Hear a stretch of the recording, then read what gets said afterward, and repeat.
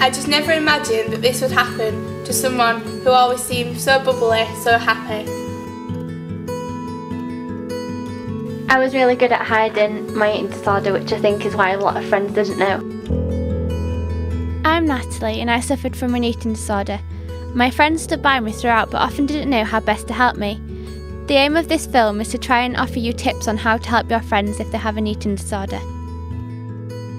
As a friend, you've got to remember that it is not your fault, and nor is it the fault of the person who's suffering, because they really cannot help what they're doing. They don't mean to, if they say something nasty to you, they don't mean it. It's, you know, it's frustration, it's their feelings coming out. So don't take things personally, and it's not your fault. No matter what you've done, it is definitely not your fault, and it's not the fault of the sufferer. You've just got to concentrate on helping them.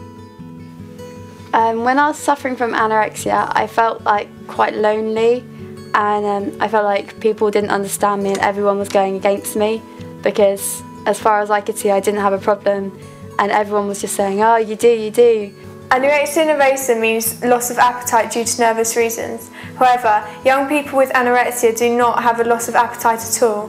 They suppress the urge to eat due to distress. Well, at the beginning I was in a really big group of friends, and when I was well, then when I started suffering from it, I sort of lost a few on the way, because obviously I was sort of with the illness and I was withdrawn and everything, so I think a few of them sort of left me, but my sort of main friends stuck by me through the whole time.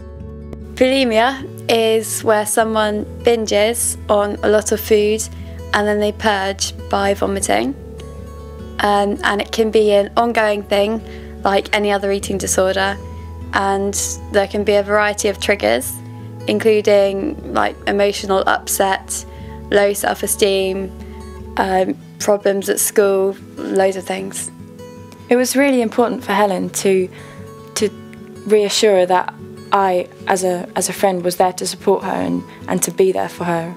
Each person is unique and not everyone can be categorised under one specific eating disorder. In this case, they're diagnosed as having an eating disorder not otherwise specified. It's important to remember that your friend is still there underneath the eating disorder. If you're worried about your friend who you think may be suffering from an eating disorder, definitely get informed. Find any information you can about it, or inform their parents or inform other friends. Just make sure someone knows that they've got an eating disorder. All you can do is the best for them, and go on Beat Online and they'll have advice tips for you and lines that you can ring.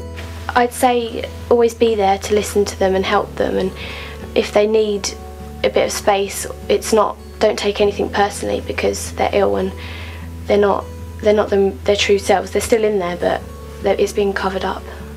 So, and also if no parents are aware of the problem, then go to them and tell them. If you're just dealing with it on your own, it becomes a really big weight to bear. Always be there for them, but don't expect to make them better, but you can support them all the way through. Be honest with them. Rachel often told me a lot of stuff that I wanted to hear and not what I needed to hear. So she'd not lie to me, but tell me something that she thought I wanted to hear and not the truth. Whereas now we're a lot more honest with each other, and she'll tell me the truth sometimes no matter how much it hurts me. But that honesty, I think, is a lot better key to a friendship, and I'm so glad that we have it now. I think friends need to talk about it with the family.